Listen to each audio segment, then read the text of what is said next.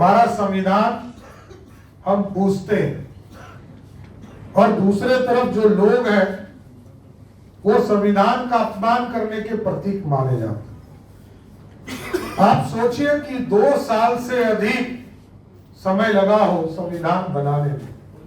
2 साल 11 महीना 11 सत्रों में 167 दिनों के दौरान जो बैठक हुई, उसके बाद पूरे देश और दुनिया को समझने के बाद भारत का संविधान स्थापित करने का, और बाबा साहब अम्बेडकर के नेतृत्व में जब यह संविधान बन रहा था तो सबके हितों की चिंता की गई और ये रास्ते छोड़े गए कि आगे के दिनों में भारत कैसे बढ़ेगा।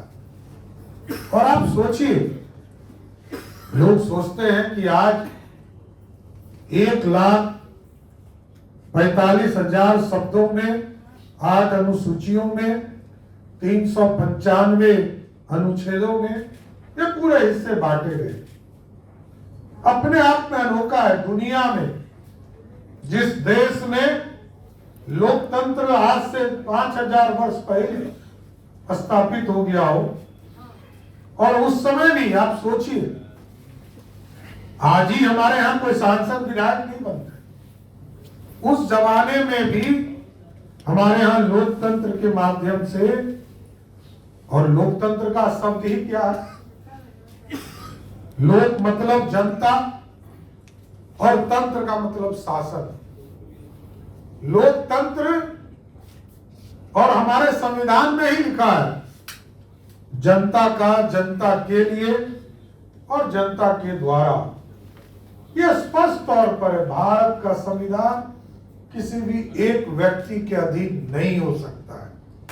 कोई सोचता जरूर है कि हम सत्ता में बैठ गए तो कानून हमारे हिसाब से हो जाए, नहीं तो इस देश में इमरजेंसी नहीं लगाना पड़ता। और जो पार्टियां ये कहती रहती है कि इस देश में सेकुलर सेकुलर सेकुलर शब्द लाया, हमारे कई वरिष्ठ साथी यहां बैठे हैं, आप याद कीजिए 1978 में संविधान में सेकुलर शब्द जोड़े गए, 75 में, और जब 75 में जोड़े गए तब भी इस देश के सभी भाग में सेकुलरिज्म नहीं फैला, क्योंकि सबने उस कानून को माना ही। और भारतीय जनता पार्टी का स्पष्ट मानना है, और मैं सभी साथियों को जरूर कहूंगा भी, आप लोगों के बीच में जाते हैं, बताएं भारतीय जनता पार्टी एक कमिटमेंट वाली पार्टी है। आज से 75 वर्ष पहले 1950 में जिस बात को बोलता था भारतीय जनता पार्टी, वही आज भी बोल रहा है, इससे पीछे नहीं लगा। 75 वर्ष लगा।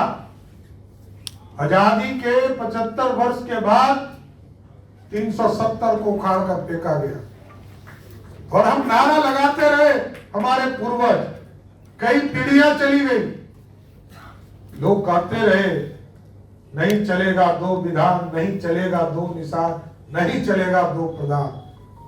लोगों ने इंतजार किया, धैर्य रखा, और जब सत्ता जनता ने दी, उस 370 को उखाड़ कर कचरे के ढेर में फेंकने का। और जिस चीज का विरोध आप समझिए, संविधान सभा में विरोध हुआ हो, बाबा साहब भीमराव अंबेडकर ने विरोध किया हो, उसके बावजूद इस देश के संविधान जोड़ने का प्रयास किया गया इतने लंबे समय तक। और मैंने इसलिए 350 की चर्चा, 370 की चर्चा की साथियों, कि जब 1975 में संविधान में सेकुलर शब्द जोड़े गए तो कश्मीर में 300 ये सेकुलर शब्द जोड़ा नहीं गया, और जैसे ही मोदी जी ने संविधान से 370 को उखाड़ कर फेंका, वैसे ही वहां पर सेकुलर जुट गया। आज वहां सेकुलरिज्म हो गया। यह है फर्क कि हम कमिटमेंट के साथ आगे बढ़ रहे हैं। भारतीय जनता पार्टी का एजेंडा नहीं है आज तो मैं नरेंद्र मोदी जी की सरकार को धन्यवाद देना चाहता हूं। क्या ट्रिपल तलाक पर किस तरह रोक लगाने का काम देश के यशस्वी प्रधानमंत्री ने किया और आज पूरी व्यवस्था न्यायपालिका के अधीन हो गया। इसलिए साथियों, भारतीय संविधान हमारे लिए एक तरह से गीता, और गीता का सम्मान हम धार्मिक तौर पर करते हैं, लेकिन जब भारत को बढ़ाना है इसी संविधान के अंतर्गत हम खड़े होकर इसको सम्मान बढ़ाएंगे। इसलिए भ्रम तो फैलाएंगे, भ्रम फैलाने वाले फैलाएंगे, उससे कोई फर्क नहीं पड़ता है। आज भी लोग मोदी जी को प्रधानमंत्री देखना चाहते हैं। बिहार में एक एनडीए का स्वरूप बना हुआ आदरणीय नीतीश कुमार जी को भाजपा के ही लोगों ने प्रधानमंत्री बना, मुख्यमंत्री बनाया।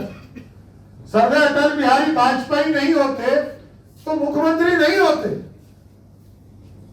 आज सरदार अटल बिहारी वाजपेयी जी का जो नींव था 1996-98 के दौरान, वही नींव आगे बढ़ने का काम कर रहा है और सुशासन स्थापित।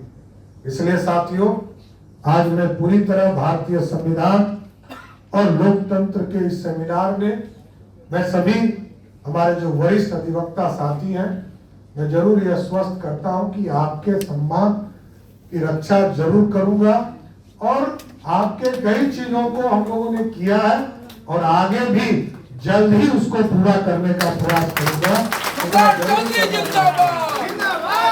सम्राट चौधरी जिंदाबाद।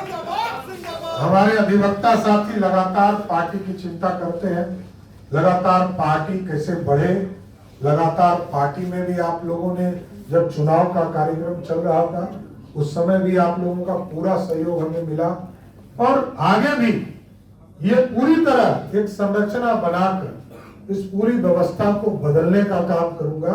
इतना जरूर आश्वस्त करता हूं कि माननीय मुख्यमंत्री जी से बात कर आपकी सारी समस्या का जल्द से जल्द निदान कराने का प्रयास करूंगा। बहुत बहुत धन्यवाद।